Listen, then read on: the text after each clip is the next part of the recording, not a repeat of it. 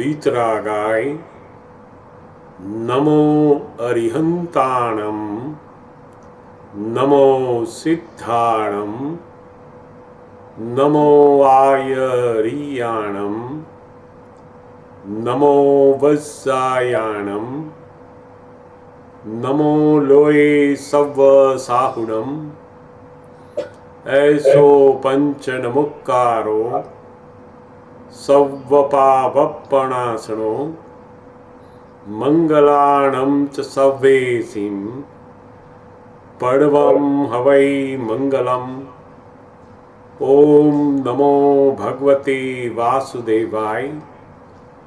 ओम नमः शिवाय। जय सच्चिदानंद। બધા મહાત્માઓને જય સચ્ચિદાનંદ। પર્યુષણ પર્વનો આજે બીજો દિવસ આપણો। દેવોને આવાહન કરીએ આપણે।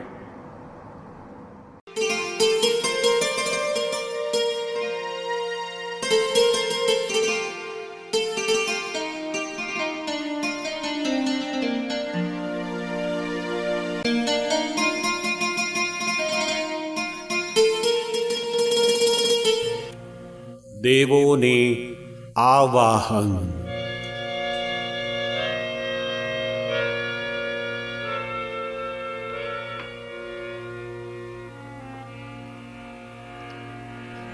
અંધારા કોટી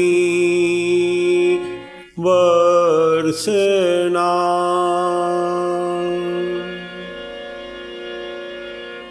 પડસાઠમાં ઉલેચશે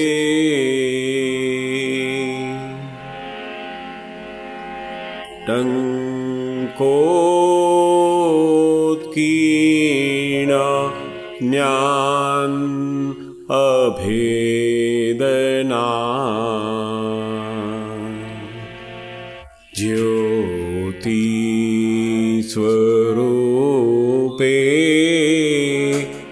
પ્રગટશે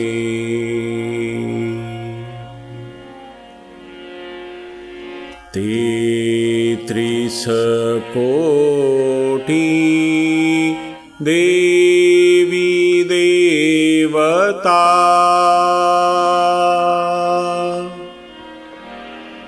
શાંતિ કાજે આવજો।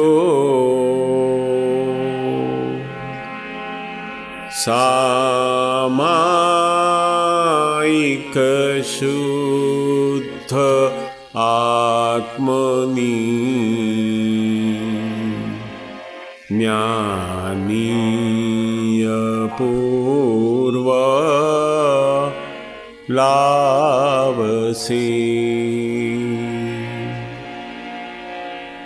વાણી દાદા ભગવાનની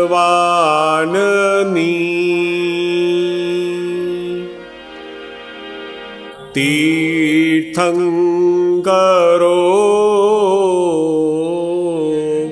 સાંભળી સર્વજ્ઞના સુચરણો મહી આત્મસાતા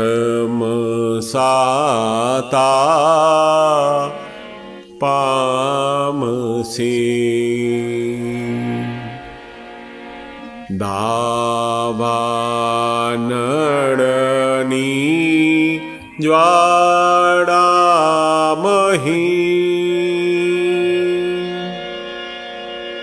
બ્રહ્માંડ પણ ભડકી બળે પાતાળી ઝરણ કરુણા ભર્યા જડ શીતળ છંટ કારસી અમૃતવાણી ભગવાનની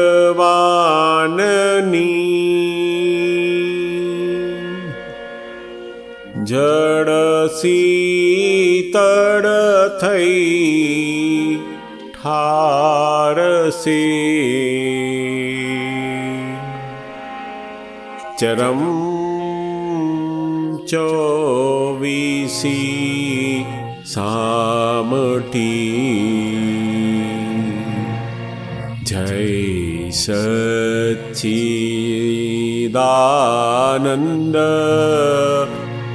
જ્ઞાની તે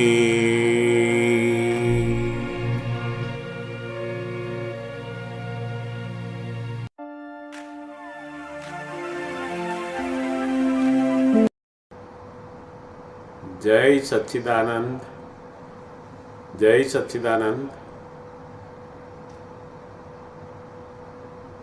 આપણે કવિરાજનું બહુ સુંદર પદ પરગટ પ્રભુની પાયે પડું છું આપણે અહીંયા ગવડાવશે. પરગટ પ્રભુને પાયે પડું છું. પરગટ પ્રભુની પાયે પડું છું. તારણહારનું શરણું લઉં છું. તારણહારનું શરણું લઉં છું. પરગટ પ્રભુને પાયે પડું છું. પરગટ પ્રભુની પાયે પડું છું. પર્યુષણ નિત આત્મ સમીપે સન્મુખ મોક્ષ જ દીઠા. પર્યુષણ નિત આત્મ સમીપે સન્મુખ મોક્ષ જ દીઠા. શ્વાસો શ્વાસે સ્વનિધ્યાસે સંવત્સર સુખ પીધા. શ્વાસો શ્વાસે સ્વનિધિ ધ્યાસે સંવત્સર સુખ પીધા. પાયે પડું છું. પાયે પડું છું. આપની સન્મુખ હૃદય ધરું છું. આપની સન્મુખ હૃદય ધરું છું. પરગટ પ્રભુને પાયે પડું છું. પરગટ પ્રભુની પાયે પડું છું. અમ પામરનું ગજુ નથી પણ તોય વર્ષા કૃપા. પામરનું ગજુ નથી પણ તોય વર્ષા કૃપા. કરુણા સાગર બીજ સુકહું ત્વં પ્રેમળ અનુકંપા. કરુણા સાગર બીજું શું કહું ત્વં પ્રેમળ અનુકંપા. પાયે પડું છું. પાયે પડું છું. તારજો મને માથે પડું. તારજો અમને માથે પડું છું. પરગટ પ્રભુને પાયે પડું છું. પરગટ પ્રભુની પાયે પડું છું. ધન્ય ગઢી ધન ભાગ્ય અમારા સામા દર્શન દીધા. ધન્ય ઘડી ધન ભાગ્ય અમારા સામા દર્શન દીધા. સોનાનો વરસાદ સ્વરાષ્ટ્રે જ્ઞાનામૃત રસ પીધા. ઓ સોનાનો વરસાદ સ્વરાષ્ટ્રે જ્ઞાનામૃત રસ પીધા. પાયે પડું છું, પાયે પડું છું, સમાધિ મરણની આસે જીવું છું. સમાધિ મરણની આસે જીવું છું. પરગટ પ્રભુને પાયે પડું છું. પરગટ પ્રભુની પાયે પડું છું. સેવકની શુદ્ધ પ્રેમ ભરેલી વિનતડી અવધાર. સેવકની શુદ્ધ પ્રેમ ભરેલી વિનતડી અવધાર. નિર્ભેદી હું દાસ તમારો ઉતાર્યો ભવપાર. નિર્ભેદી હું દાસ તમારો ઉતાર્યો ભવ પાર. પાયે પડું છું, પાયે પડું છું, નિર્ભય હું ફની મુક્તિ સ્મરું છું. નિર્ભય હું ફની મુક્તિ સ્મરું છું.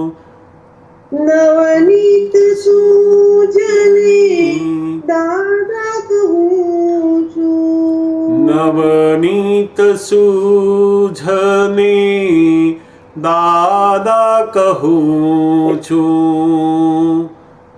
પરગટ પ્રભુને પાયે પડું છું. પરગટ પ્રભુની પાયે પડું છું. જય સચ્ચિદાનંદ. જય સચ્ચિદાનંદ. જય સચ્ચિદાનંદ. જય સચ્ચિદાનંદ.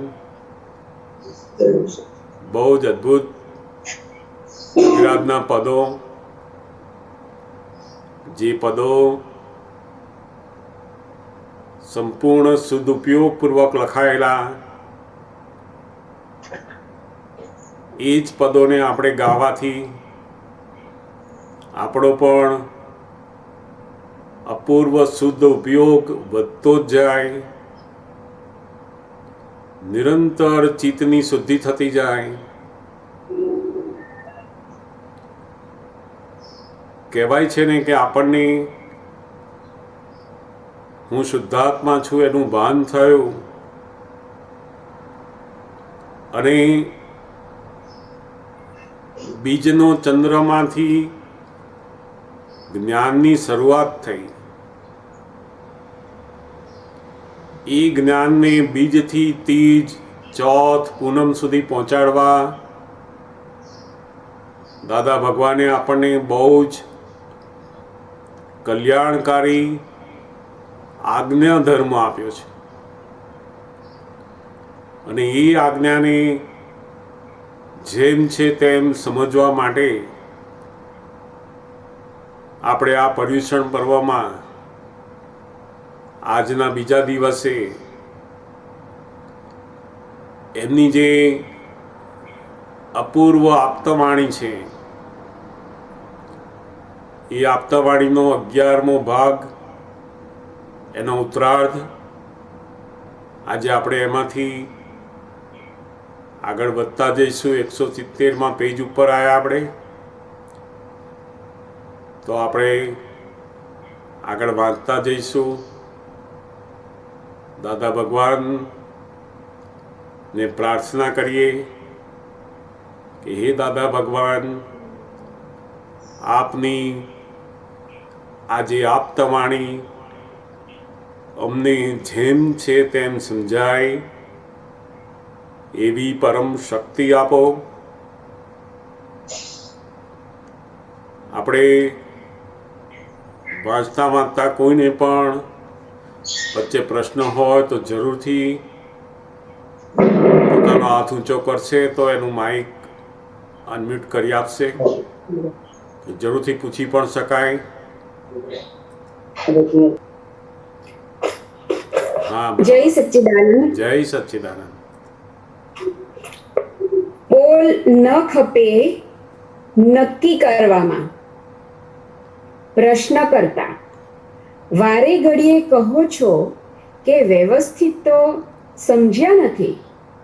દાદાશ્રી, જો સમજ્યા હોત તો તે જુદું પણ વ્યવસ્થિત સમજવાની જરૂર છે એમ હું કહું છું. પ્રશ્ન કરતા આપણે અમદાવાદ જવા નીકળ્યા.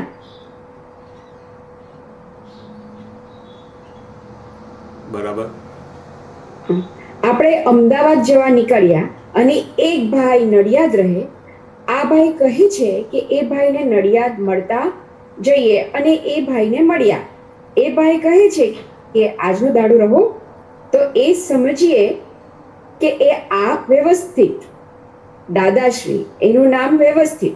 પ્રશ્ન કરતા પણ નક્કી તો કરવું પડે ને કે અમદાવાદ જવાનું છે. દાદાશ્રી, નક્કી કરેલું હોય તોય પછી ફરી જાય, પણ નક્કી કરવું પડે. ફરી જાય એ વસ્તુ જુદી છે. પોલું ના રખાય તોય જો પોલું રાખતો હોય તો ટિકિટ અમદાવાદની લે જ નહીં ને. અહીંયા બહુ અદ્ભુત. પહેલામાં પહેલું તો દાદા ભગવાન ઘણીવાર જ્ઞાન લીધા પછી ઘણા બધા મહાત્માઓને પૂછતા કે હવે આ વિજ્ઞાન સમજવા માટે અમારી જે આજ્ઞા છે એને જેમ છે તેમ તમે જો સમજી જાઓ તો એ આજ્ઞાની જાગૃતિ એ કરીને આખું કેવળ જ્ઞાન ખુલ્લું થતું જાય. પ્રશ્ન કરતા બહુ સરસ પૂછે છે.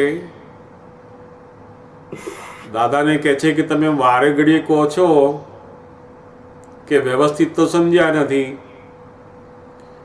દાદાએ કહ્યું કે જો તમે વ્યવસ્થિત સમજ્યા હોત તો તમારું જુદું હોત. એમાં આજે જે વર્તન, આજે જે તમારું બધું વ્યવહાર છે એકદમ જુદો હોત જો સમજ્યા હોત તો. અને દાદા ભગવાન એ નેગેટિવ કહેતા નથી. કોઈ પણ મહાત્માને તમે વ્યવસ્થિત સમજ્યા નથી એવો શબ્દ નથી કહેતા. એટલે એમણે આગળ મૂક્યું કે વ્યવસ્થિત સમજવાની જરૂર છે એમ હું કહું છું. જોયું અહીંયા જ્ઞાની પુરુષ હંમેશા પોઝિટિવ બાજુ લઈ જવા. તમે જે નથી સમજ્યા એવું નહીં, પણ હજુ વ્યવસ્થિતને યથાર્થ સમજવાની જરૂર છે એવી વાત કહે છે. એણે બહુ સરસ વાત કરી કે અમદાવાદ જવા નીકળ્યા હોય, વચ્ચે રસ્તામાં નડિયાદ આવે. નડિયાદ એમના કોઈ ભાઈ હોય એને મળવા ગયા અને એણે કહ્યું કે ભાઈ આજનો દિવસ રહી જાઓ અહીંયા. તો આપણે એ વખતે વ્યવસ્થિત છે એવું સમજવું, ત્યાં રહેવું કે અમદાવાદ જતું રહેવું. દાદાએ બહુ સરસ આ વાત કરી કે આપણે તો અમદાવાદ જવાનું તો નક્કી કરેલું જ છે અને એની અંદર આપણને નડિયાદની અંદર રોકી રાખે. આપણું નક્કી કરેલું એમાં ફેરફાર કરવો પડે તો જુદી વસ્તુ છે. અને એ ફેરફાર કરવો પડે તો એને વ્યવસ્થિત સમજવાનું છે. પોતે અંદરથી જ પોલ રાખે કે અમદાવાદ જતા પહેલાં હું નડિયાદ રોકાઉં, નડિયાદ ભાઈબંધને ત્યાં મજા કરું અને પછી અમદાવાદ જવાશે તો જઈશું, એવું પોલું રાખ્યું અને પછી નડિયાદનું વ્યવસ્થિત માને, એ દાદા કે એવું ના રાખવું જોઈએ. નક્કી કરવાનું અને નક્કી કરેલામાં આપણે સંજોગો વસાત બદલવાનું થાય ત્યારે પેલું વ્યવસ્થિતની આજ્ઞાની સમજ અંદર ગોઠવતી જવાનું છે. આ બહુ સરસ. બંને વ્યવહારની અંદર તમારે નક્કી કરવાનું અને સંજોગ પ્રમાણે વ્યવસ્થિતની અંદર રહેવાનું. આ બંને કામ અંદર સાથે થાય છે. બહુ સુંદર વાત અહીંયા મૂકી. આગળ પરિણામ પૂર્વેનું બોલાય વ્યવસ્થિત. 5 વાક્યો યાદ રહે અને 5 વાક્યોનું જો લખે એમાં બધું આવી ગયું. પ્રશ્ન કરતા અને પાછું બધું વ્યવસ્થિત છે? દાદાશ્રી હા, બધું વ્યવસ્થિત છે, પણ વ્યવસ્થિત એમ બોલાય નહીં.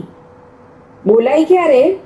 આપણને કોઈ કહેશે પ્લેન હવે આવવાનું છે અને આ બોમ્બ પડવાનો છે, ત્યારે કહેવું વ્યવસ્થિત એમ કરીને સૂઈ જવાનું. એ નિર્ભય થઈ જવાય અને છે વ્યવસ્થિત. પણ આપણી બાબતમાં હમણાં કહીએ કોર્ટ જવાનું હોય વ્યવસ્થિત હશે, તે જોઈ લઈશ. એના એવું ના બોલાય. કોર્ટમાં જવું પડે આપણે. પ્રશ્ન કરતા પણ એ જે કહે છે જોઈ લઈશ, એ એના હાથમાં છે જોઈ લેવાનું. દાદાશ્રી ના, એવું હાથમાં નથી, છતાં ભાવ બગાડે છે ને. પ્રશ્ન કરતા પણ ભાવ બગાડવાનું એના હાથમાં છે? દાદાશ્રી મારું કહેવાનું એ ભાવ બગાડે છે. આ જ્ઞાન લીધું છે એટલે એનું શું થાય? એનું શું થાય છે કે આ જે મહી એ ભાવ બગાડે છે ને, એ ભાવ ડિસ્ચાર્જના ભાવ બગડે છે, ચાર્જના ભાવ નથી બગડતા. એટલે ફરી કર્મ બંધાય એવા નહીં, પણ આ ડિસ્ચાર્જના ભાવ બગાડે છે એટલે એમને વ્યવસ્થિત છે એ કહીને બેસી ના રહેવાય. પ્રશ્ન કરતા હા, એ તો ખરું દાદાશ્રી. આ ક્લિયર એટલું સમજો ને કે આ વ્યવસ્થિત છે તે બન્યા પછી જ બોલાય. પ્રશ્ન કરતા હા, એ તો બધું સમજીએ છીએ દાદાશ્રી, પણ ડિસ્ચાર્જ એટલે ડિસ્ચાર્જ છે. પણ આ તો એવું છે ને કે એનો દુરુપયોગ કરવો નથી. તેના માટે આ વાક્ય છે. જે ડિસ્ચાર્જને ડિસ્ચાર્જ માનીને ચાલતા હોય તેનો વાંધો નથી, પણ જે દુરુપયોગમાં એની ટેવ પડેલી છે તેને આ એક બ્રેક મારી આપીએ છીએ. પ્રશ્ન કરતા એ તો બરાબર છે, આપને તો બ્રેક મારવી જ પડે દાદાશ્રી. બધાનું જોડે જોવું પડે ને. તમને આ ચેતવીએ છે અમે. અમુક માણસને ચેતવીએ નહીં.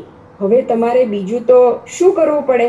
જેટલું તમારે જોયા બહાર જાય એ ફરી જોવું પડશે, ફરી એ સહી કરવી પડશે તમારે. પ્રશ્ન કરતા પણ મારા મનમાં શું ચાલે છે કે જાગૃતિ પણ મારા હાથમાં છે. મારે જાગૃત ઘણું રહેવું છે છતાં. દાદાશ્રી એવું ના બોલાય. આપણે જાગૃતિ પોતાના હાથમાં જ છે જ આ, અને નથી જાગૃતિ રહેવા દેતું તે અંતરાય છે, તે મારા હાથમાં નથી. એમ કહીએ તો જાગૃતિ રહી શકે નહીં. કોઈ પ્રશ્ન કરતા હા, એ હું સમજ્યો બરાબર છે દાદાશ્રી. તેથી આપણે કહીએ છીએ વ્યવસ્થિત. તે તમે તમારી ભાષામાં ના સમજી જશો. હું એકલો વ્યવસ્થિત આગળથી બોલું, પણ તમારાથી આગળથી ના બોલાય તમારે છે તે કામ થયા પછી વ્યવસ્થિત બોલવાનું. પ્રશ્નકર્તા: તે બોલવાનું નથી, સમજવાનું છે. દાદાશ્રી: સમજવાનું છે. કામ થયા પછી ચા પાણી પીતા પ્યાલો ફૂટી ગયો ત્યાર પછી વ્યવસ્થિત કહેવાનું. પહેલેથી વ્યવસ્થિત કહેશો તો ફૂટી જશે બધું. બહુ અહીંયા કયા સંજોગોમાં વ્યવસ્થિતને પહેલેથી બોલવું અને કયા સંજોગોમાં વ્યવસ્થિત કાર્ય થઈ ગયા પછી કહેવું, એ બંનેનો બહુ જ સુંદર ભેદ અહીંયા આપે છે. અને એમાંય આપણી જે આજ્ઞા પાડવાની જાગૃતિ, હું શુદ્ધાત્મા છું એની જે જાગૃતિ છે, સત્સંગની જાગૃતિ, આ બધી જાગૃતિ એ જો વ્યવસ્થિતના હાથમાં હોય એવું આપણે માનીએ તો પછી પોતાનો જે પુરુષાર્થનો ભાગ છે એ બધો કાચો પડતો જાય. અહીં દાદા ભગવાન બહુ સરસ આ વ્યવસ્થિત જ્યાં સુધી પરિણામ નથી આવ્યું ત્યાં સુધી એને બહુ વાપરવું નહીં જોઈએ. મોટા ભાગે આ વ્યવસ્થિતની આજ્ઞા એક એવી છે કે જેમાં આપણે આપણી સમજણથી એને ફિટ કરી દેતા હોઈએ છીએ. જે કાર્યો, જે વસ્તુ આપણને નથી ગમતી મનને, એ આપણે ના કરીએ અને ગમતી વસ્તુઓ કરવી અને પાછું એવું માનવું કે આ વ્યવસ્થિતે મને આપ્યું, વ્યવસ્થિત મને લઈ ગઈ, વ્યવસ્થિતે આ ખાવાનું આપ્યું. ખરેખર વ્યવસ્થિતનો ઉપયોગ એ પરિણામ પછીનો આવે છે. એને અગાઉથી ક્યારે કહેવામાં આવે તો કે આ વ્યવસ્થિતનો ઉપયોગ અગાઉથી આપણે કરવો હોય તો જ્યાં ભય ઉત્પન્ન થતો હોય. જેમ એમણે કહ્યું ને કે કોઈ આપણને કહે કે ભાઈ હવે ન્યૂઝમાં જાહેરાત આવી છે કે ભાઈ આમાં આવતીકાલે આ જગ્યાએ બોમ્બ પડવાનો છે, આવતીકાલે આ જગ્યાએ દરિયો ઉછળવાનો છે. એ આપણે જાણીએ કહો આપણા રાજ્યમાં આવી ઘટનાઓ બનવાની છે તો આપણને અંદર ભય બેસે કે આપણું શું થશે. ત્યારે એ ભય દૂર કરવા માટે આપણા મનની અંદર જે ભય ઉત્પન્ન થયો કે શું બનશે, શું થશે, એ ભય કાઢવા માટે જ દાદા કે વ્યવસ્થિતને અગાઉથી આપણે વાપરવાનું કે આ વ્યવસ્થિતમાં હશે એમ થશે ને સૂઈ જવાનું. એના બદલે જો તમારે જેમ કોઈ કોર્ટની અંદર કેસ ચાલતો હોય ત્યાં જવાનું હોય અને પેલો કહે કે હવે મુદત આવી હોય, જવાનું હોય કે હવે જે થવાનું છે થશે, વ્યવસ્થિતમાં આપણે જવું નથી, તો આવું જે નક્કી કરે અગાઉથી એ વ્યવસ્થિતનો દુરુપયોગ થાય છે. અહીંયા બહુ ત્યાં તો બધું વ્યવહારમાં તમારે તારીખ પ્રમાણે કોર્ટમાં જાઓ, જે તારીખ આવી હોય કામ કરવાની બધું જુઓ, ફોર્મ કરવાનું જુઓ, બધું જે વ્યવહાર તમારો છે એ વ્યવહારની અંદર વ્યવસ્થિતનો ઉપયોગ કરી અને એને મુલતવી રાખવું, મૂકી રાખવું, બધું એ વ્યવસ્થિતનો આખો દુરુપયોગ થયા કરે છે.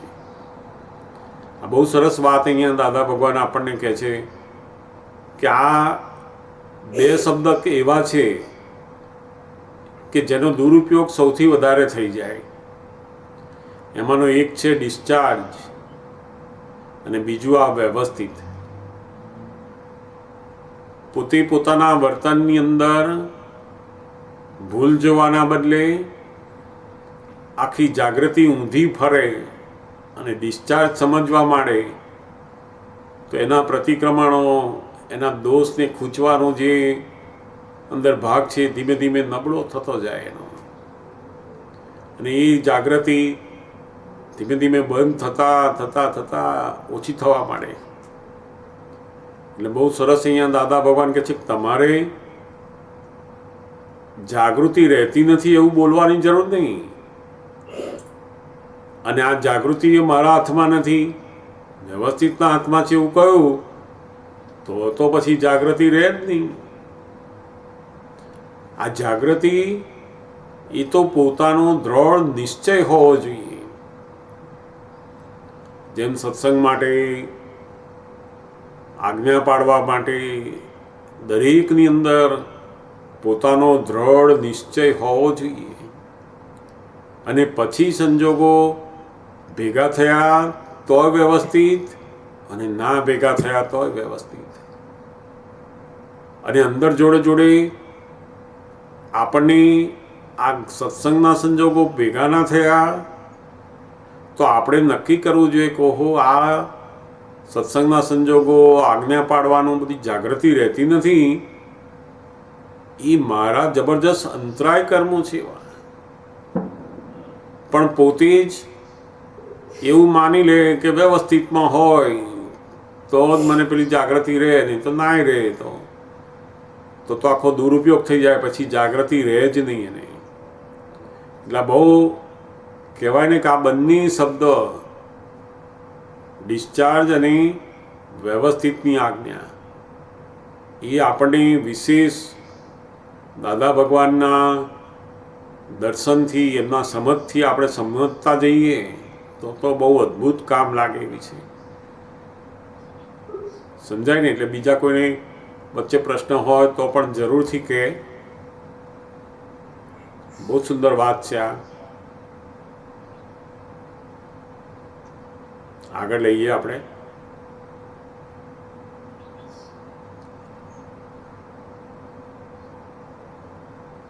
સમજ સાવધાની પૂર્વકની. એટલે આ તો અજાયબ વસ્તુ થયેલી છે, કામ જ કાઢી લેવા જેવું છે. અબજો રૂપિયા જતા હોય તો ભલે જાય, છતાં ધંધો ભેલાડી નહીં દેવો. ધંધામાં વ્યવસ્થિતનો અર્થ અવળો ન થવો જોઈએ. પ્રશ્ન કરતા એ સાવધાનપૂર્વકમાં વિચાર આવે ને કે આ સાવધાનીપૂર્વક કરો. દાદાશ્રી: હા, એ બરાબર છે. પોતાને કશું કરવાનું નહીં, ચંદુભાઈને શું કરે છે તેને જોવાનું. હવે વ્યવસ્થિત છે, કશું કરવાનું નથી, કશું કરવાની જરૂર નથી. એમ કરીને ચંદુભાઈ ઢાઢા થઈ જાય, રિટાયર થઈ જાય. પ્રશ્ન કરતા સાવધાનીપૂર્વક એમાં કઈ ક્રિયા આવે કે નહીં? દાદાશ્રી: એ અમે એવું કહેવા માંગીએ છીએ કે બીજા વિચાર જ નહીં. દેહ પહેલા જેવી રીતે કામ કરતો હતો એ જ રીતે કામ કર્યા કરે, અને એનું ફળ વ્યવસ્થિત. ખોટું થયું તોય વ્યવસ્થિત, સારું થયું તોય વ્યવસ્થિત. અને પહેલા જે કામ કરતો હતો એ ખોટું થયું ત્યારે બબડાટ કરતો હતો, સારું થયું ત્યારે રાજી થતો હતો, કામ તો કરતો હતો. એવી રીતે જ કરવાનું, એમાં હરકત નથી. ફળમાં ફેર છે. આનું ફળ વિતરાગતા. અહીંયા દાદા ભગવાન બહુ સરસ આ વાત મૂકી અહીંયા કે તમે જેમ જ્ઞાન લીધા પહેલા તમે જે રીતે તમારું કામ બધું કરતા હતા એવું જ કામ કર્યા કરવાનું છે. વ્યવસ્થિત તમારે ક્યારે યાદ કરવાનું? તો કે ફળ આવ્યા પછી. પોતાનું ધારેલું પહેલાં થતું હતું ત્યારે એકદમ ખુશ થઈ જઈએ, આનંદ થઈ જાય, બહુ સરસ થાય, મજા આવી જાય અંદર. અને જો પોતાનું ધાર્યું ના થાય તો અંદર બબડાટ કરે, આના લીધે બગડ્યું, આનું ધ્યાન બરાબર આપ્યું નહીં, જાત જાતનો બધો બબડાટ કરે. તો કાર્ય તો એનું એ જ રીતે કરવાનું, પણ પરિણામ આવ્યા પછી પેલું વ્યવસ્થિતની આજ્ઞામાં આવ્યા એટલે પેલો બબડાટ પણ જતો રહ્યો અને પેલા જે ખુશ થઈ જતા હતા, એકદમ રાજી થઈ જતા હતા કે મેં કર્યું, મારાથી સરસ થયો, મને આવડે છે, એમાંથી પણ આપણે બહાર નીકળીએ છીએ. એટલે આ બંને પેલો બબડાટ અને પેલું ખુશી થઈ જવી, એકદમ પોતે મેં કર્યું એવો જે ગર્વરસ અંદર ચાકતા હતા, એ બંનેમાંથી આપણે વિતરાગ થઈએ છીએ. કાર્ય કરવાની પદ્ધતિ તો એની એ જ રહી, પણ ફળ વખતે આજ્ઞા ધર્મથી આપણે વિતરાગ રહીએ છીએ કે આ સંજોગો ભેગા થવાથી આ કાર્ય થયું છે અથવા નથી થયું. એટલે કોઈનો દોષ દેખાતો નથી અને પોતાને એનો ગર્વરસ પણ ઉત્પન્ન થતો નથી. એટલે વિતરાગતા બાજુ જઈ રહ્યા છે. આ વ્યવસ્થિતની આજ્ઞા એ વિતરાગતા બાજુ લઈ જાય છે આપણને. પણ ક્યારે અને કેવી રીતે વાપરવાથી થાય છે એ બહુ જ આ સમજવા જેવું છે. ઘણીવાર દાદા ભગવાન કહે ને કે આ સત્સંગની અંદર તો તમારે કામ કાઢી લેવા જેવું છે, કામ કાઢી લેવા જેવું છે. આખો અબજો રૂપિયા જતા હોય તોય 6 જાય. તો આપણે ઘણા બધાની પ્રકૃતિ કેવી હોય તો કે આ વ્યવહાર જીવનને બહુ જવાબદારી લેવી ના હોય, એટલે આ વાક્યો બધા પકડી લે. પછી કામ કાઢી લો, કામ કાઢી લો, તે આ વ્યવહારને બધો બાજુએ મૂકી આ તો બધું વ્યવસ્થિત કરે હવે, અને આપણે હવે સત્સંગમાં જાઓ. બસ તે બધા બીજી બધી ફાઇલો બધી બૂમાબૂમ કરતી હોય અને એક જ આ કામ કરે, કારણ કે એને વ્યવસ્થિત એ જે આજ્ઞા સમજાય છે પોતાની સમજણે સમજાઈ ગઈ હવે. એટલે આખો વ્યવહાર જે શુદ્ધ થવાનો, આદર્શ થવાનો હતો, એના બદલે વ્યવહાર બધો બૂમ બરાડાવાળો થતો જાય. કારણ કે વ્યવસ્થિતની આજ્ઞા પોતાની સમજણે જ્યારે પડાય ત્યારે આખો વ્યવહાર એ બગડતો જ છે. અને જ્ઞાનીની દ્રષ્ટિએ આ વ્યવસ્થિતને આપણે સમજતા જઈએ તો વ્યવહાર ધીમે ધીમે શુદ્ધ થતા થતા થતા આદર્શ બનતો જાય છે. આ બહુ મોટો ડિફરન્સ અહીંયા દાદા ભગવાન આપે છે. આપણે સત્સંગની કિંમત તો એટલી બધી સમજેલા હોઈએ જ, અબજો રૂપિયા જવા દઈએ ખરા, પણ ધંધો ભેલાડી નહીં દેવાનો. આ બહુ સરસ શબ્દ છે એમનો. જતું કરવું એ જુદું અને બધું ભેલાડી દે, ધ્યાન જ આપે નહીં કશું, એ બે અલગ વસ્તુ છે. એટલે આ વ્યવસ્થિતનો જો સહેજ પણ ઊંધો અર્થ અંદર ફિટ થઈ ગયો તો આ આખો વ્યવહાર એ પેલું વિતરાગતાના બદલે રાગ દ્વેષવાળો થતો જશે. બહુ સમજવા જેવું છે આમાં. બહુ સુંદર વાતો દાદા ભગવાને એકદમ ઝીણવટપૂર્વક અહીંયા મૂકેલી છે. સરસ.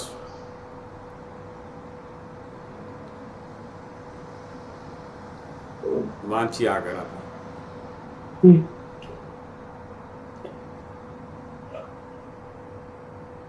એટલે આ સમાધિ રહે છે. પહેલા એ જોયેલી તે તમે જ્ઞાન લેતા પહેલાની પ્રશ્ન કરતા. પહેલા આવું નહોતું જોયું. સ્થિતિમાં ફેર હતો. દાદાશ્રી આ સીટ જુદી, પેલી સીટ જુદી. પ્રશ્ન કરતા. સમાધિનો અર્થ પહેલા જુદો સમજાતો હતો, અત્યારે સમાધિનો અર્થ જુદો સમજાય છે. દાદાશ્રી અત્યારે તો આધિ વ્યાધિ ને ઉપાધિ હોવા છતાં સમાધિ રહે છે. બિલકુલ સાવધાની પૂર્વક, નહીં તો વ્યવહાર પતે જ નહીં, વ્યવહાર આદર્શ કહેવાય જ નહીં. ભગતો એકલા જ ઘેલા હોય કે અસાવધાનપણે સંસાર ચલાવે, પણ જ્ઞાનીઓ તો સાવધાનપૂર્વક ચલાવે. અમે હવ વ્યવહારની વાત ઝીણી બોલીએ છીએ, એનું શું કારણ? અમે જ્ઞાનમાં રહીએ છીએ તે વખતે જ્ઞાન હાજર હોય. આ જ્ઞાન એવું છે, વ્યવહારના બેઝમેન્ટ ઉપર રહેલું જ્ઞાન પછી જે સમાધિ છે કેવી છે તો કે આદિ વ્યાધિ અને ઉપાધિ આની અંદર આપણને સમાધિ રહે એ પેલી આજ્ઞા ધર્મનું ફળ છે. જેમ માણસને પોતે સંસાર વ્યવહારની બધી અનુકૂળતાઓ હોય ને તો એની સમાધિ જેવું લાગે, એકદમ કોઈ જાતની ઉપાધિ છે એવું લાગે નહીં એને. શરીર સારું હોય, મન સરસ, બારે બધું સરસ, તો બધી પુણ્યની અનુકૂળતાઓના કારણે એને એવો અનુભવ થાય કે આપણે બહુ સરસ સમાધિ રહે છે. પણ એ ખરેખર પેલી જ્ઞાન જાગૃતિની સમાધિ નથી, એ તો સંજોગોને આધીન રહેતી અવસ્થા છે. ખરી સમાધિનો જે અર્થ હવે સમજાય છે કે આધિ વ્યાધિ ને ઉપાધિ આ હોય અને તોય પેલી સમાધિ રહે. આ આખું અક્રમ વિજ્ઞાન એ વ્યવહારના બેઝમેન્ટ ઉપર રહેલું છે. જગતના બધા જ લોકોએ આખો જે વ્યવહાર છે એ વ્યવહારને એકદમ નિગ્લેક્ટ કે એનું ધ્યાન રાખવાનું જ નહીં. ભગવાનનું ધ્યાન રાખો, આત્માનું ધ્યાન રાખો, સત્સંગનું ધ્યાન રાખો, ગુરુનું ધ્યાન રાખો, જ્ઞાનીનું ધ્યાન રાખો, બસ એ.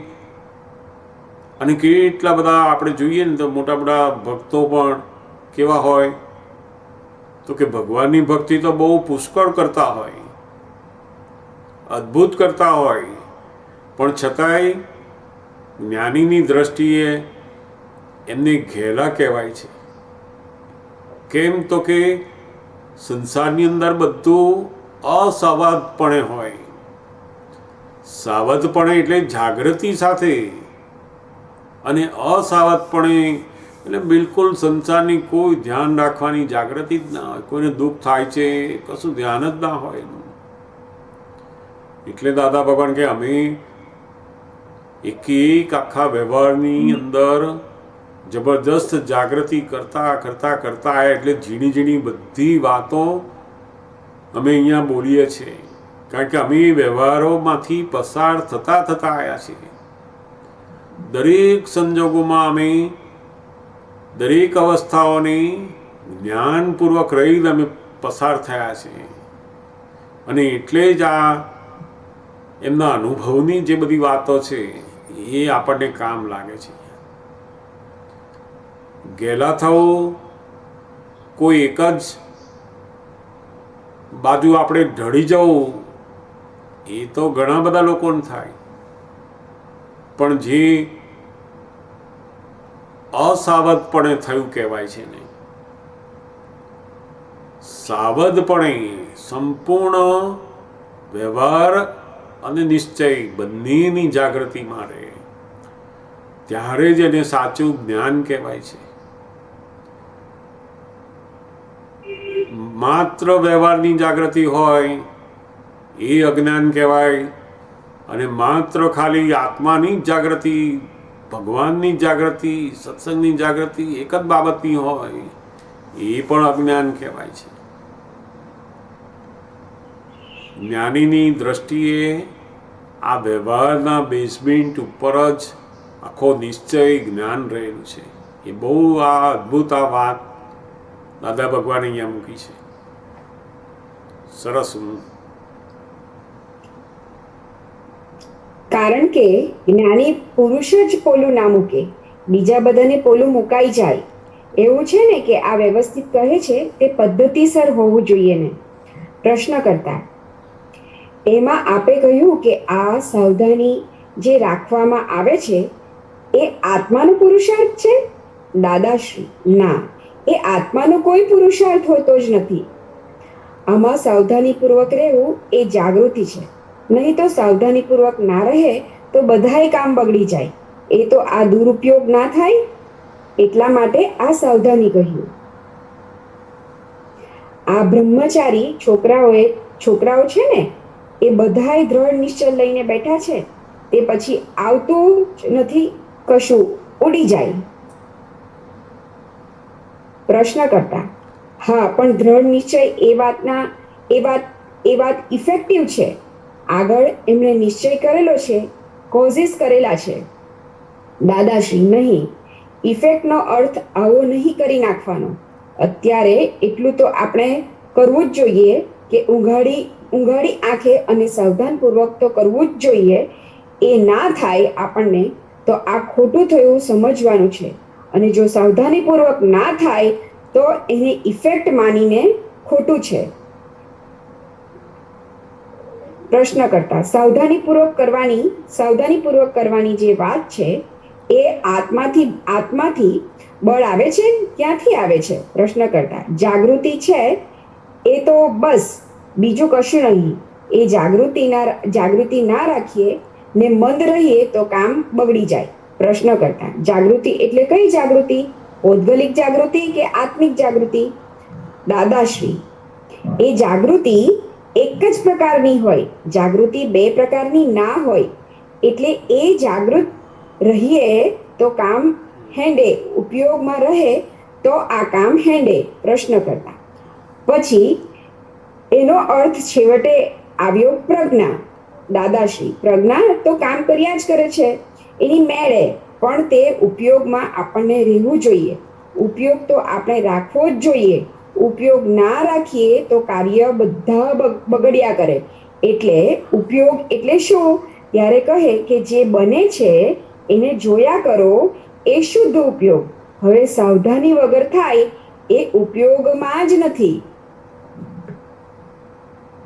પ્રશ્નકર્તા: તો ઉપયોગ મૂકીને દ્રઢ નિશ્ચય કરવા પડે છે. એ પેલી ઇફેક્ટની બહુ પ્રબળતા નથી બતાવતી? દાદાશ્રી: ઇફેક્ટ જ છે, પણ ઇફેક્ટને જુએ બરોબર એક્ઝેક્ટ ત્યારે ઉપયોગ કહેવાય, અને તો ઇફેક્ટિવ રહે. આ તો તે ઘડીએ આ લાઇટ જ બદલાઈ ગયેલું હોય એ ના ચાલે. આપણે લઈએ, પૂછો. જે મહાત્માને કંઈક પૂછવું છે તો જરૂરથી પૂછી શકો. જય સચ્ચિદાનંદ. જય સચ્ચિદાનંદ. એક કે બે પેરેગ્રાફ જ ઉપર છે. હા, જરૂર. સાવધાની વગર થાય એ ઉપયોગ જ કહેવાય નહીં. એ થોડું સમજાવજો ને. સાવધાની પૂર્વક એટલે પોતાનો ઉપયોગ. સાવધાની એટલે જાગ્રત. જેમ તમે કોઈ પણ વ્યવહારનું કામ કરતા હોય, ગાડી ચલાવતા હોય, તો આપણે કેવી સાવધાની રાખીએ? તો કે કોઈની જોડે અથડાવું નથી. એના જે બધા ગવર્મેન્ટ લો છે એ બરાબર ધ્યાન રાખી અને આપણે આ ગાડી ડ્રાઈવ કરવાની છે. આપણે બિલકુલ એમાં અસાવધ નથી થતા. એ કાર્યની અંદર જો સહેજ પણ પોતાની જાગૃતિ ખોઈ દે તો એને તરત ખબર પડે છે કે અહીંયા જો હું ધ્યાન નહીં રાખું તો તરત જ મને અહીંયા દંડ થશે, એક્સિડન્ટ થશે. એટલે ભય વખતે તો એની જબરજસ્ત સાવધાની હોય છે. સાવધાનીનો મતલબ છે કે જે કાર્ય ચાલતું હોય એ કાર્યની અંદર એનો ઉપયોગ હોય, એમાં એને સાવધાની કહેવાય છે. એટલે આ જે જ્ઞાન છે એ જ્ઞાન આપણને અસાવધપણે થતા જઈએ તો એ જાગૃતિ આપણી ખલાસ થઈ ગઈ કહેવાય. બધી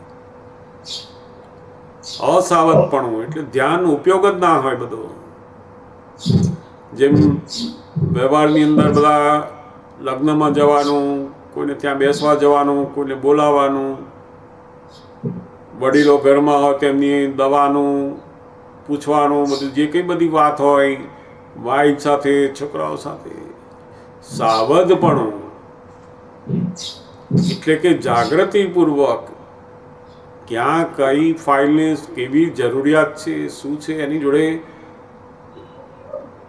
આપણે બરાબર ટાઈમ આપીએ, વાત કરીએ, એમાં ઉપયોગ મૂકવાનો છે. અને એ ઉપયોગ કેવો છે તો કે સાવધાનીપૂર્વક, એટલે ફાઇલના નિકાલ માટે આપણે એ ઉપયોગ મૂકીએ છીએ. નહીં તો આખો વ્યવહાર અસાવધપણે, એક જ સાવધપણું શેમાં હોય? ફક્ત પૈસામાં અને વિષયોમાં. એ સિવાય બધે અસાવધપણું છે. જેમ જેમ આજ્ઞાની જાગૃતિ વધતી જાય એમ બધે સાવધાનીપૂર્વક આવે. એ બધું આ સાવધાનીપૂર્વક એ બહુ મોટો ઉપયોગ છે. એમાં જેમ ગાડી ચલાવતી વખતે કેવી સાવધાની રાખે, એવું દરેક કામ માટે એને સાવધાનીપૂર્વક રાખવું જોઈએ. જાગૃતિ ત્યાં મૂકવી જોઈએ. જાગૃતિ મૂકે નહીં, જે થવાનું વ્યવસ્થિતની બહાર કશું થવાનું નથી. એ તો દુરુપયોગ થયો, પછી બધા કામ બગડતા જાય. એટલે બહુ એમણે દાખલો આપ્યો ને કે આ દાદા ભગવાનની હાજરીમાં જે આપતા પુત્રો હતા, હવે એમની પોતાની યુવાનીમાં જ બ્રહ્મચર્ય પાડવું છે એવો દ્રઢ નિશ્ચય કર્યો એમણે. હવે નિશ્ચય કર્યો એને જો આપણે એવું માનીએ કે આ તો એમની ઇફેક્ટ છે, હવે ખરેખર છે ઇફેક્ટ કે પૂર્વભાવની અંદર એમણે જે નિશ્ચય કરેલો એના આધારે આજે ફરી પાછો નિશ્ચય થાય છે અને એવા સંજોગો ભેગા થાય છે એમને. પણ છતાંય એ પોતે એવું માની લે કે આ તો મારો જે નિશ્ચય છે એ તો બધી ઇફેક્ટ છે, અને લોકો એવું માનતા જાય કે આ બધું નક્કી કરવું તો આપણી ઇફેક્ટ છે અને આમની ઇફેક્ટ નથી. એટલે એનો અર્થ તો એવો ઊંધો કરી નાખ્યો ઇફેક્ટનો. પોતે નિશ્ચય કર્યા વગર એને ઇફેક્ટ માને છે, ત્યાં એનો અર્થ ઊંધો થઈ જાય છે. એટલે ત્યાં સાવધાનીપૂર્વક નક્કી કરવાનું, જે નિશ્ચય કરવાનું છે એ બરાબર જાગૃતિપૂર્વક હોવું જોઈએ, ઉપયોગપૂર્વક હોવું જોઈએ. નક્કી જ ના કરે અને એવું માને કે આ બધી ઇફેક્ટ છે તો તે તો ઊંધો ઉપયોગ થયો એનો. સમજાય ને? બહુ ઇફેક્ટનો અર્થ એવો ઊંધો નહીં રાખવાનો.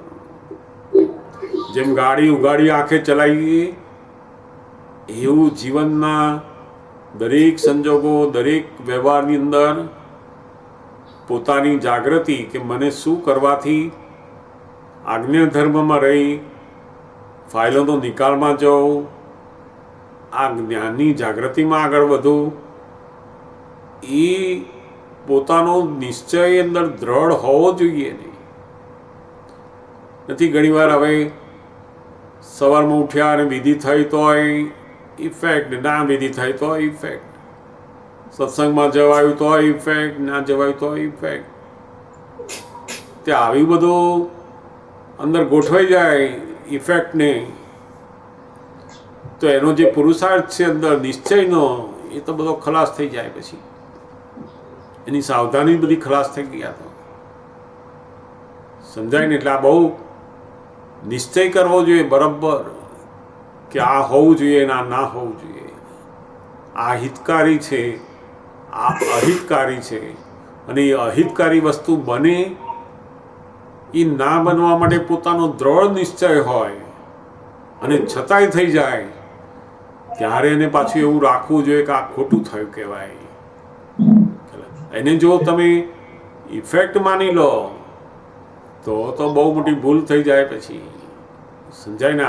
સાવધાનીપૂર્વક એટલે શું? તો કે એની અંદર આપણી જાગૃતિ, ઉપયોગ રાખવાનો છે. બસ જાગૃતિ ખલાસ થઈ ગઈ તો પછી સાવધાની રહે જ નહીં એની. સમજાય ને?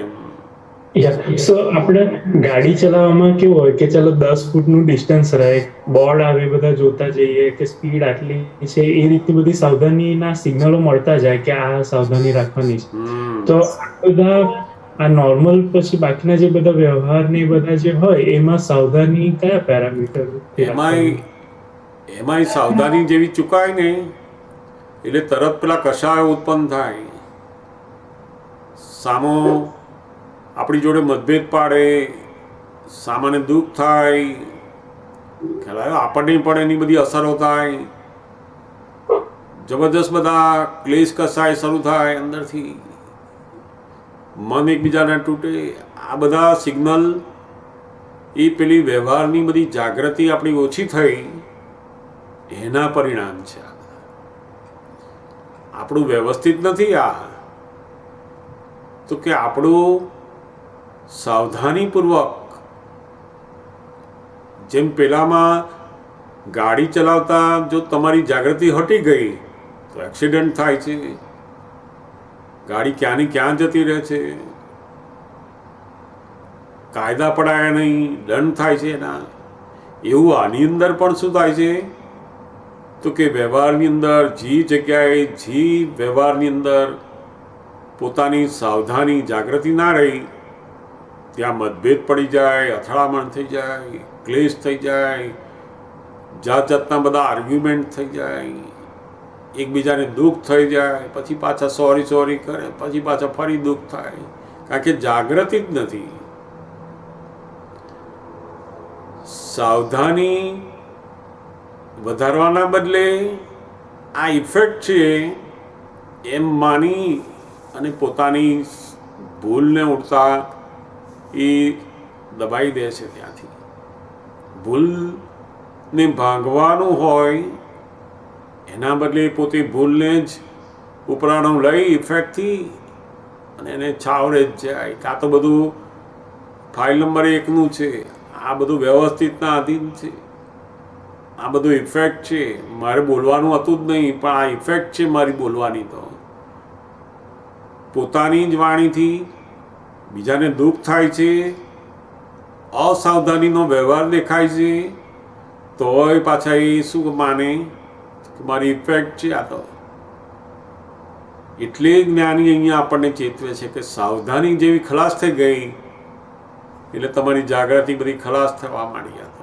તમે ઊંધું આ ઇફેક્ટ શબ્દનો દુરુપયોગ થાય છે, ડિસ્ચાર્જનો દુરુપયોગ થાય છે. ઇફેક્ટ એ ઇફેક્ટ હોય પણ તમારો ઉપયોગ એની જોડે હોવો જોઈએ. તો કે આપણો ઉપયોગ હોય તો ખરાબ ઇફેક્ટ નીકળે ને ત્યારે પણ આપણને અંદર એવું ખૂંચે કે આ ખોટું છે, પોતે ઉપરાણું ના લે એનું, અને ત્યારે જ એને જાગૃતિ કહેવાય છે, ઉપયોગ કહેવાય છે. સમજાય ને? પેલામાંય વ્યવહારની અંદર બધા દંડ આપણને આવે, એના ઉપરથી ખબર પડી જાય કે આપણે સાવધાનીપૂર્વક અહીં આ વ્યવહારમાં રહેતા નથી, બધા ભોગવટા આવે જાત જાતના. એટલે સમજ પડી જાય કે આપણે આ જાગૃતિ અહીંયાથી જતી રહે છે, માટે આ બધું બને છે. સમજાય ને? ગાડી ચલાવી એ ભાગ બધો ડિસ્ચાર્જ છે. એ સમજણપૂર્વક ચલાવવાની જે સાવધાની છે એ ડિસ્ચાર્જ છે. પ્રશ્ન કરતા ડિસ્ચાર્જ ભાવ એ જ વ્યવસ્થિત, તો સમજણપૂર્વક ચલાવવું એ પણ વ્યવસ્થિત. દાદાશ્રી એ વ્યવસ્થિતમાં જ હોય છે, એને આ પહેલેથી જ વ્યવસ્થિત કહીને એ હલાવી નાખે છે. હું તમને કહું, એક માણસ સહી કાયમ સરખી કરે ખરો? એનો એ જ માણસ હોય, એને ચીડવ્યો હોય તો તે ઘડી સહી કરે તો કેવી કરે? પ્રશ્ન કરતા તો ફેર પડી જાય, બાકી નહીં તો એક જ ધારી થાય. દાદાશ્રી પછી ખૂબ જ દાજ નીકળી હોય તો એને આમ ફૂલની માળાએ પહેરાવો ને, ખૂબ એક પહેરાવીને ખૂબ એ કરી નાખ્યો હોય તો સહી કેવી કરે? પ્રશ્ન કરતા એમાંય ફેર પડી જાય. દાદાશ્રી ગભરાયેલો સહી કરે તો જુદી, ચીડાયેલો કરે તો જુદી. તે એવું આ ઇમોશનલ ના થવું જોઈએ. એટલે ઇમોશનલ થાય તેથી કામ બગડી જાય. એનું એ જ કામ, એટલે પહેલેથી વ્યવસ્થિત છે એવું બોલવાથી ઇમોશનલ થઈ જાય છે. તમારે જાણવાનું જ વ્યવસ્થિત છે. પહેલેથી વ્યવસ્થિત છે બોલો તો દુરુપયોગ કર્યો, અને વ્યવસ્થિતનો અર્થ તો તમે ઊંધો કરી નાખ્યો પાછો. પછી આંખો મીચીને ચાલો ને કહે છે, એટલે તમે આમાં ડખો કર્યો શરીરમાં. તમને આવું કરવાનો, આગું પાછું કંઈ પણ કરવાનો અધિકાર નથી. પ્રશ્નકર્તા: સાધારણ તો શરીર પણ એવું છે કે મોટર ચલાવતી વખતે આંખો બંધ થાય જ નહીં. દાદાશ્રી: હા, બંધ થાય જ નહીં. એ નિયમ જ છે ને બધો. સાવધાની હોય જ. આ તો વ્યવસ્થિત છે બોલે એટલે સાવધાની તો બિચારી એ ઘટી જાય, અને સાવધ રહીએ નહીં એ પછી અથડાય તો. પ્રશ્નકર્તા: એ વ્યવસ્થિત ના કહેવાય. દાદાશ્રી: એવું રહે છે કે સાવધાનીપૂર્વક હોવું જોઈએ ને? પ્રશ્નકર્તા: સાવધાનીપૂર્વક ચલાવો એ જે વાત છે એ શેમાંથી છે? પ્રજ્ઞાથી આવે કે વિવેક બુદ્ધિથી આવે કે સમજણથી આવે? એ ત્રણમાંથી શેને કારણે આવે? દાદાશ્રી: અનુભવથી. એ થોડો વખત અનુભવ થાય, એ ફરી પાછો ગોઠવે, ભૂલ થયા પછી વિચારે ને એ તો ઘડીએ ખબર પડે કે આવી ભૂલ કરી, એટલે હવે બીજી વખત ધ્યાન રાખવું તો એ ઘડી આવી ભૂલ ન થાય. બની ગયા પછી વ્યવસ્થિત કહેવાય. પ્રશ્નકર્તા: તો આ વ્યવસ્થિત બહુ નબળો શબ્દ છે, કારણ કે ઘણી જગ્યાએ બહુ દુરુપયોગ થાય છે. દાદાશ્રી: હા, એનો દુરુપયોગ થાય તો નબળો શબ્દ કહેવાય, અને સદુપયોગ થાય તો વ્યવસ્થિત જેવી વસ્તુ નથી. અને પાછો વ્યવસ્થિતનો મૂળ અર્થ તો જુદો છે ને પાછો. કોઈ સગુવાલું આપણું માંદું હોય, નજીકનું સગુવાલું, અને પછી કોઈ બ્રાહ્મણ કહેશે એમના ગ્રહ સારા નથી, આ કઈ ટકે એવું લાગતું નથી. એવી વાત આપણે સાંભળી હોય તો છતાં પાછું દાદાનું વ્યવસ્થિત યાદ આવે કે વ્યવસ્થિતમાં હશે એ થશે હવે, એટલે પછી દવા દારૂ બંધ થઈ જાય, આપણા હાથ નરમ થઈ જાય. આ વ્યવસ્થિતનો દુરુપયોગ કરીએ તો આપણા દવા દારૂ કરવાનો પેલો જે ઉલ્લાસ હતો એ ઉડી જાય, અને રાત્રે બેસવાનું ઉડી જાય. એ ભયંકર ગુનો કહેવાય. આપણે તો ઠેઠ સુધી જીવવાના છે એવું માનીને ઠેઠ સુધી દવા દારૂ બધા ઉપચાર બધા કરવાના. મહી ભય લાગે, અંદર ભય લાગ્યા કરતો હોય તો કહેવું વ્યવસ્થિતમાં જે હશે એ થશે, પણ ભય લગાડવાની જરૂર નથી. વ્યવસ્થિત ક્યારે કહેવાય? એ ટપ થાય, એ ટપ થયા એટલે પછી આપણે કહેવું વ્યવસ્થિત છે. ટપ થયાની સાથે કહી દેવું વ્યવસ્થિત. આ કોણે કર્યું? ત્યારે કહે વ્યવસ્થિત. કોઈ પણ વસ્તુ અહીંયા દાદા ભગવાન બહુ સરસ આ વાત કરે. જેમ આપણા કોઈ સગાવાલા બીમાર હોય અથવા નજીકના કોઈ સગાવાલા હોય, એવા બધા લોકો કહેતા હોય કે હવે બહુ કંઈ એમની તબિયત જોતા એવું લાગે છે કે બહુ દિવસ કાઢે એવા નથી. કેટલાક તો દવાખાનામાં કોઈની ખબર જોવા જાય તોય પાછા દર્દીને કહેતા હોય કે આવું તમારા જેવું જ ફલાણા બેનને પણ થયેલું ને, 4 જ દિવસમાં જતા રહેલા.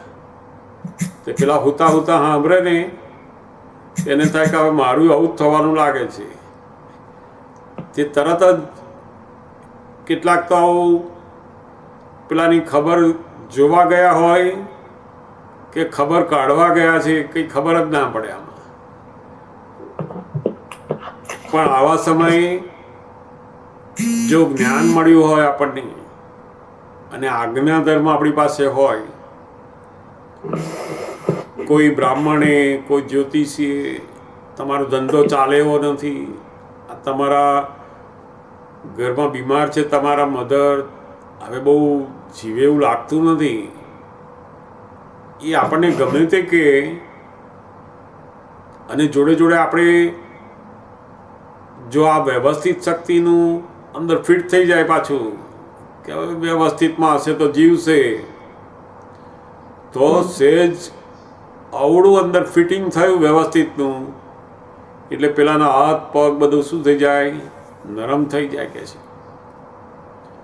પોતાનું મન જે કાર્ય કરવાનો ઉત્સાહ હતો એ બધો ઠંડો પડી જાય. આને દુરુપયોગ કહેવાય છે.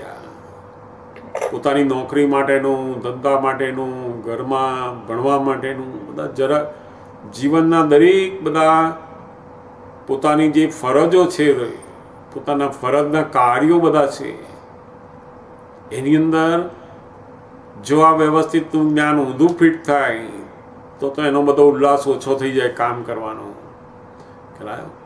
એમનું ધ્યાન રાખવાનું ઓછું થઈ જાય બધું. અને એ કે છે કે ભયંકર ગુનો છે આ. આપણે તો પહેલાં પોઝિટિવ આપો અંદર, મનની અંદર, કે ના એ જીવવાના જ છે, આ કામ થવાનું જ છે, આ ધંધો ચાલવાનો જ છે, મારું શરીર સરસ જ રહેવાનું છે, એવું પોઝિટિવ રાખો. અને એ પોઝિટિવ પોતાના વિચાર સાથે રહી અને બધા ઉપચાર કરતાં કરતાં કરતાં આ વ્યવસ્થિતને સમજવાનું છે. બધા પ્રયત્નો કર્યા છે એની પાછળ, અને છતાંય એનું પરિણામ એવું આવ્યું કે ટપ થઈ ગયા. ત્યારે પછી પેલું વ્યવસ્થિત અંદર ગોઠવવાનું કે આ વ્યવસ્થિત છે. પહેલાં શું થતું હતું તો કે બધા પ્રયત્નો કરે અને જો એકાએક પોતાના સ્વજન ગુજરી ગયા એકદમ, તેને જબરજસ્ત આઘાત લાગે કે આવું કેમ થઈ ગયું, આવું કેમ થઈ ગયું, ફલાણાએ આવું ધ્યાન રાખ્યું નહીં, મારી ગેરહાજરી હતી એમાં આણે આમ કરી નાખ્યું, આ દવા આપવાની હતી, ડૉક્ટરો પાસે લઈ જવાના હતા, આમ કરવાનું બધું જાત જાતનું પોતાની બુદ્ધિ અંદર બધું શોધી નાખે. હવે ત્યાં પેલા જે ગુજરી ગયા એ તો કર્મના હિસાબનું પૂરું થયું, પણ જોડે જોડે આ જીવતા છે એને શું થાય છે અંદર તો કે બધા જાત જાતના ક્લેશ ઊભા થાય છે અંદર. ત્યાં દાદા ભગવાન કહે છે કે આ વ્યવસ્થિતનો ઉપયોગ હવે કરવાનો છે. કે આ કોણે કર્યું આવું? જ્યાં બીજા દોષિત દેખાય છે, બીજાને આપણે દોષિત જોઈએ છીએ, ત્યાં પેલું વ્યવસ્થિતને સમજવાનું છે કે આ વ્યવસ્થિતે કરેલું છે. કોઈએ એમના મરણ માટે, એમને નોકરી ના મળે એના માટે, એમનો ધંધો ના ચાલે એના માટે કોઈએ કશું કર્યું નથી. વ્યવસ્થિત નામની શક્તિ આ પરિણામ આપ્યું છે. આ જેમ જેમ એને સમજાય અંદર તો પેલું વ્યવહારના કાર્યો કરવાનો જે ઉલ્લાસ છે એ પણ જોડે રહે, અને કાર્ય થયા પછી પરિણામમાં એને જે ક્લેશ થતો હતો, દુઃખ થતું હતું, એ પણ બંધ થઈ જાય છે. આ બંને વસ્તુ બહુ સરસ દાદા એક એક એક્ઝામ્પલથી આપણને સમજાવતા સમજાવતા આગળ લઈ જાય છે. ખૂબ સુંદર વાત છે. કોઈને કંઈ પ્રશ્ન હોય તો પૂછવું વચ્ચે.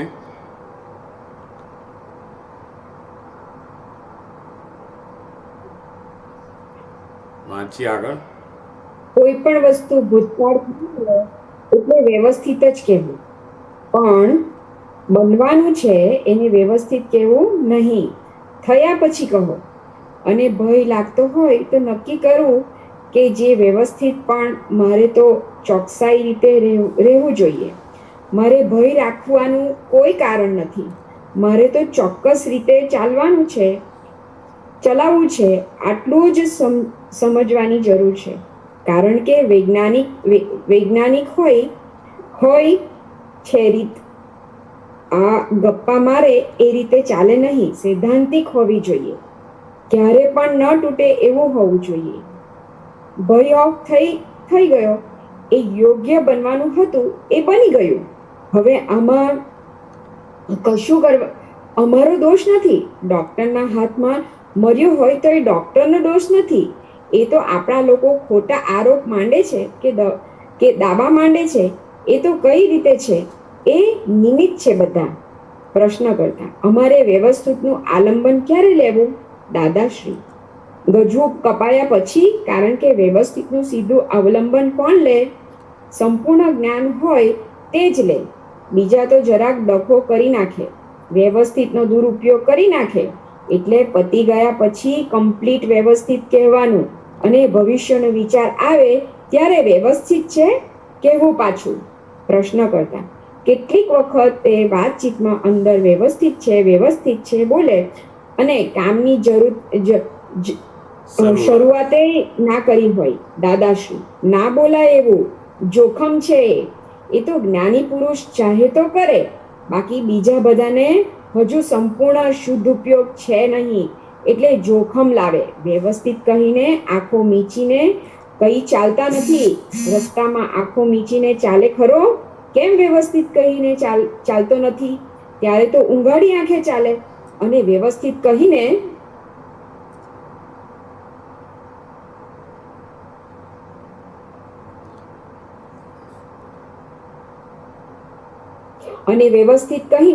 એમ કેમ નથી કહેતો કે હવે બેસી રહો ને, હવે જમવાનું મળે તો ઠીક છે, નહીં તો કઈ નહીં, વ્યવસ્થિત છે, એવું નથી બોલતો ને? વ્યવસ્થિતનો દુરુપયોગ કરે એ ગુનો છે. મનના સમય જાવા દાવા ત્યાં. પ્રશ્ન કરતા વ્યવસ્થિત બોલવાનું જે છે તે ઊંઘાડી આંખ ગાંડી ચલાવીએ પછી એક્સિડન્ટ થાય, અને વ્યવસ્થિત છે એમ બોલવું, તો એનો ખુલાસો આપીને પાસે માંગુ છું કે એને વ્યવસ્થિત ગણવું કે વ્યવસ્થિત માનવું કે શબ્દ રીતે બોલવું. દાદાશ્રી, એ હું તમને ફોડ પાડું. જેનું મન હજી જાવા દાવા કરતું હોય ત્યારે આપણે બોલવું પડે કે વ્યવસ્થિત છે, એટલે મન જાવા દાવા કરતું બંધ થઈ જાય, અને પછી ઘણા કાળની પ્રેક્ટિસ પછી મન જાવા દાવા કરતું બંધ થઈ જાય. એટલે તમારે માન્યા જ કરવાનું એ પણ એમને એમ માને તો મન પેલું જાવા દાવા કરશે. એટલે ત્યાં સુધી બોલવાનું કહ્યું છે. વ્યવસ્થિત છે એવું બોલ્યા એટલે પેલું મન સમજી ગયું કે આ શેઠ બોલ્યા, હવે આપણાથી કશું બોલાય નહીં. શેઠે મંજૂર કરી દીધું કહેશે. અહીંયા બહુ આ પ્રશ્ન પૂછનારે બહુ જ સુંદર વાત એને મૂકી કે આપણે સાવધાનીપૂર્વક ગાડી ચલાવતા હોઈએ અને એક્સિડન્ટ થયો ત્યારે વ્યવસ્થિતનો ઉપયોગ હવે કેવી રીતે બોલવું એમ કે આ વ્યવસ્થિત છે એવું ગણવું, વ્યવસ્થિતને માનવું કે વ્યવસ્થિત છે એવું શબ્દ બોલવો એમ. આ ત્રણેય વસ્તુ એણે મૂકી છે. દાદા ભગવાન બહુ સરસ એનો ફોડ આપ્યો કે વ્યવસ્થિતને ગણવાનું નથી બધા કહે જે થવાનું હશે થયું, હવે ભગવાનને ગમ્યું એ ખરું એવું ગણવાનું. પણ મન તો ખિસ્સાની અંદરથી 10,000નું પાકીટ ગયું હોય, ખિસ્સું કપાઈ ગયું, પેલાના 10,000 ગયા, અને તમે એને કહો કે ભાઈ જેવી ભગવાનની મરજી વ્યવસ્થિત એવું ગણવાનું કહો એને, તેનું મન થોડું ગણી શકે? તો કે એનું મન તો જાવા દાવા કરે, મારા 10,000 ગયા, મારા 10,000 ગયા, ફલાણું ધ્યાન રાખ્યું નહીં, આણે મને કહ્યું નહીં, આવી જગ્યાએ ખોટા આવ્યા, લોકો આવા થઈ ગયા, બધું જાતનું કરે અંદર. ઘરે જાય તોય મન ઊંઘવા ના દે, ખાવા ના દે, વાત ના કરવા દે. કેમ? જાવા દાવા કરે. આવું કેમ બન્યું, મારી જોડે કેમ આવું થયું, મને જ કેમ આવું થયું, હું આટલું ધ્યાન રાખું છું, હું આટલો આ સરસ છું, મેં કોઈનું બગાડ્યું નથી, અને મારી જોડે કેમ આવું? તે આવું મન જ્યારે જાવા દાવા કરતું હોય ત્યારે એને શું કરવાનું? મનની સામે બોલવાનું છે, વ્યવસ્થિત છે, ગણવાનું નહીં, માનવાનું નહીં. આ મનની સામે પોતે બોલવું પડે. જેમ દુકાનની અંદર પેલા નોકરો કામ કરતા હોય અને શેઠ બેઠા હોય, પેલા નોકરો જરા આગા પાછા થતા હોય, ગમે તેમ બધું કરતા હોય તો શેઠ બૂમ પાડે ને, એ ચલો બધા તમે તમારું આ કામમાં બેસી જાઓ, એ બધું મૂકી દો. પેલો શેઠ બૂમ પાડે ને, બધા નોકરો પોતાની બધું છોડ દે અને શેઠ કે એમ કરવા માંડે. તો એવું દાદા કે અંદર આ મન છે ને, એની પેલા નોકરની માફક આપણે શેઠ થયા. આવે પોતે શુદ્ધાત્મા પદમાં આવ્યા પછી એવા થવું જોઈએ કે શેઠની માફક આપણે બોલીએ એમ પેલું કરે. એને ખબર પડી જાય કે શેઠ જે મંજૂર કરશે એ જ થવાનું. એટલે મન જાવા દાવા કરે, જતા રહ્યા, શું કરીશું, ક્યારે થશે, શું થશે, જાવા દાવા કરે. ત્યારે બોલવાનું છે, વ્યવસ્થિત છે, મનની સામે કહીએ. પછી ધીમે ધીમે એ મન બોલતું બંધ થઈ જાય, બધું જાવા દાવા કરતું બંધ થઈ જાય. પછી સહજ થતું જશે. પછી માનવાનું આવે, પછી માન્યા જ કરવાનું કે આ બધું બન્યું એ વ્યવસ્થિત છે. બસ હવે મન જવા દવા કરતું નથી, પણ બન્યા પછી શું કરવાનું તો કે આ વ્યવસ્થિત છે એ માની લેવાનું. પછી પણ પહેલાં તો પેલું મન બધું જવા દાવા કર્યા કરે, મારી જોડે આવું કેમ બન્યું, મેં કશું કર્યું નથી, હું તો બહુ ધ્યાનપૂર્વક રહું છું, હું તો રોજ કહું છું, તમે ધ્યાન રાખતા નથી. તે આ મનના જવા દાવા બધા ચાલે ત્યારે પેલું વ્યવસ્થિત અંદર લાવવાનું છે. બહુ જ સુંદર વાત અહીંયા દાદા ભગવાન અહીંયા કહે છે. સરસ. પ્રશ્ન કરતા એટલે એ જીભથી બોલાય એમ કહ્યું, નહીં તો મનથી પણ બોલાય? દાદાશ્રી ના, એમ નહીં. જે બોલ્યા ને તેને મન સમજી ગયું કે આ વ્યવસ્થિત છે બોલ્યા, હવે મારાથી તો કશું બોલાશે નહીં. મન જાવા દાવા કરતું બંધ થઈ જાય. એટલે માટે અમે આ લખેલું છે. અમારે વ્યવસ્થિત છે એવું બોલવું ના પડે. અમારે કેટલી બાબતમાં વ્યવસ્થિત એમ બોલવું ના પડે. કેટલીક બાબતમાં મન જાવા દાવા કરે તેવી બાબતમાં તમારે બોલવું પડે. અને તોય દાવા જાવા કરતું હોય તો 2 વખત બોલવું પડે. વ્યવસ્થિત છે કારણ બધું પર ભાર્યું છે. આ એક નથી, બધા પોતાનું લઈને બેઠેલા છે. દરેકના ઘર જુદા.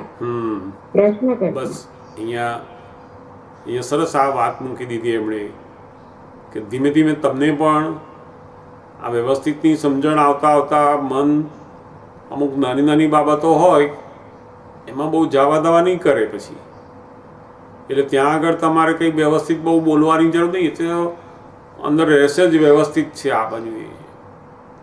પણ મોટી બાબતો જે આપણા મનને અસર કરતી બાબતો છે, કેટલીક બાબતો તો આપણે વ્યવસ્થિત કહીએ ને તો પેલું હામું બોલ કર્યા જ કરે મન.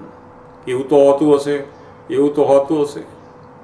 ત્યાં આપણે વધારે કહેવાનું એને કે વ્યવસ્થિત જ છે કહીએ. દાદા ભગવાને કહ્યું છે વ્યવસ્થિત જ છે. અને એવું બરાબર આજ્ઞા ધર્મમાં આવીએ કે તું ગમે તે બૂમો પાડે પણ અમે આ વ્યવસ્થિતની આજ્ઞાની અંદર જ રહેવાના છીએ. એટલે એ સમજી જાય બધું. પછી ધીમે ધીમે આ મન જાવા દાવા કરતું બધું ઓછું થવા માંડે. સમજો ને, બહુ સરસ વાતો આપણે આ દાદા ભગવાનની અદ્ભુત આપતાવાણી અંદર એટલું સરસ આજ્ઞા ધર્મનું જે સંકલન છે એ એમની જ વાણીમાં વાંચતા આપણે આપણી આ વ્યવસ્થિતની આજ્ઞા પાડવાની જે જાગૃતિ છે એમાં એકદમ વધારો થતો જશે.